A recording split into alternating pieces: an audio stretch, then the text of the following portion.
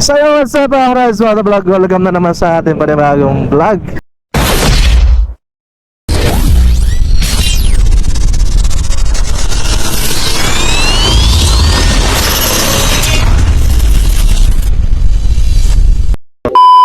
So for today's video, so alam niyo naman ngayon, Father's Day ngayon mga friends. So kasama ko si OBR, nasa aking likod. So sa susunod, maglalagay tayo ng camera sa harapan ng ating motor para makita niyo kung sino lagi yung inaangkas ko. Kung si OBR ba o ibang tao.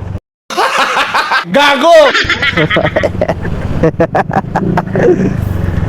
So kaya naisipan namin ngayon kumain sa labas pero naulan.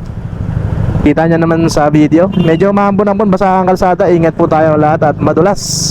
So medyo traffic, dito na kami ngayon sa may ever traffic. And then shoutout ko lang pala dyan kay Sean Mark Orolfo Carig na nakasalubong ko sa Luzon Congressional Avenue. Yan, lalagyan ko sa screen ng picture namin dalawa with selfie. Binigyan ko siya ng dalawang sticker. May bayad yun, 10 isa. And then syempre joke lang. So shoutout sa iyo kapatid, Sean Mark. Ride safe lagi. Always wear your complete gear. Hoy! Pinabulangan nyo! Tahiin nyo! Anytime, anywhere. So kaya pupunta kami sa Chowking. And to make the video pass, pass forward natin to syempre.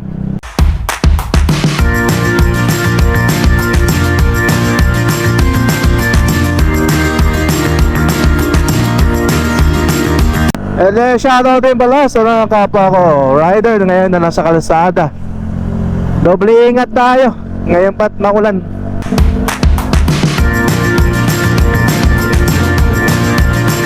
So saan mga karesmo, meron tayo upload ng panibago na gagawin natin dito kay Sniper 150 Hayabusa.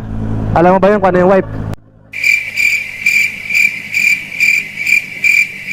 Uy, sumagot ka. Alam mo ba kung anong gagawin natin dito? Ano? Pupunta lang naman tayo ng San Jose del Monte, Bulacan. Ano gagawin natin? Dahil ipapatono natin yung Pitts Bike ECU.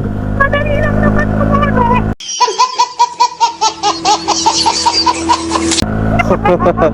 Hindi, ibang tono yun. Ibang tono yun. So kantayin niyo mga karesmo to. Magkakaroon tayo ng video dyan na paano totoo no yung ECU Pitts Bike sa ating Sniper 150. Then sana makasama ko sa aking mga kapatid na si Cap Daryl Milton no? Na kasi gusto niya doon sumabay sa akin kung sakaling gusto niyang magpa-tono ng kanyang ECU na Sniper 150 version 2. Come on, let's go. Andyan mga rin, malapit na tayo pala sumali sa endurance. Ha? Di pa po kaya. Endurance 500 kilometer mula Litex hanggang North Caloocan. Ano ka nasisira, ulo? Yun ang tinatawag na literal na endurance. Dahil Father's Day, ililibre mo ako, diba? A few moments later. Drive-thru na lang tayo. Order na lang tayo sa ano? Order na lang tayo. Pwede naman, para bumaba tayo. Sige.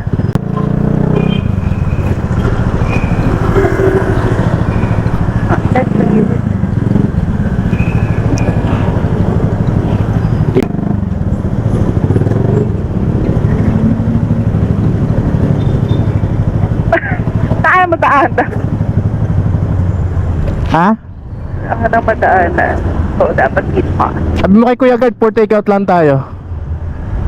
Wala na kami malagyan. O, di ba? Ay, wala na nga madaanan. Hindi na mo magagalit yan. Sa pupark yung motor. Saka na nga lalabas mo. Balit. Andito sa akin. Ay, hayop na yan. Dati ka bang baliw? Hindi. Dati ka bang bonak? Oo, dapat meron din akong kamay para nakikita yung lakad mo at malaki mong puwet eh. Pero wala tayong kami, kailangan pa tayo isang kami. Oo. Yung isang puwet ay yung isang puwet.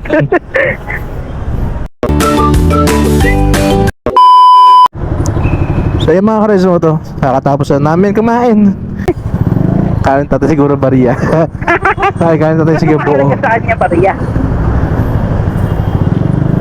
Oh, malaki yan, habibe. Malaki ang itlog. Sa busog na si Karesmoto. Ha? Pwede na ulit bumiyahe. Dahil busog na ang Driver. So bago ko tapusin ang video na to mga Karesmoto, total is ano ngayon, Father's Day. Tatanungin natin si OBR, wife, ngayon Father's Day, ano yung ano mo sa akin? Ano yung pinaka the best na iregalo mo sa akin ngayon? Yung nakaka-appreciate. Parang may naamoy ako hindi maganda. appreciate. Tingnan ang pag-iisipan ko pa.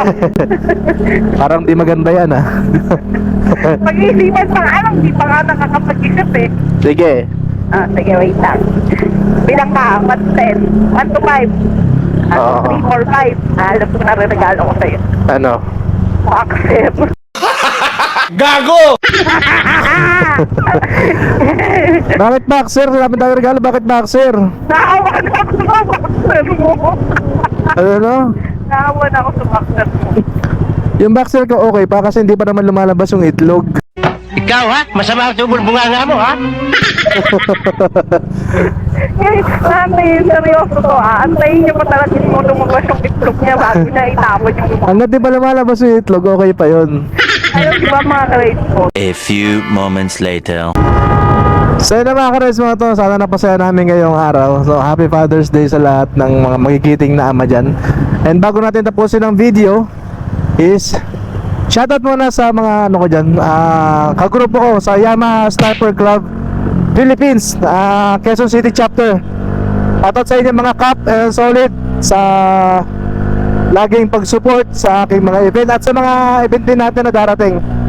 So pasensya na dahil hindi ako nakakasama. Nang busy tayo sa trabaho.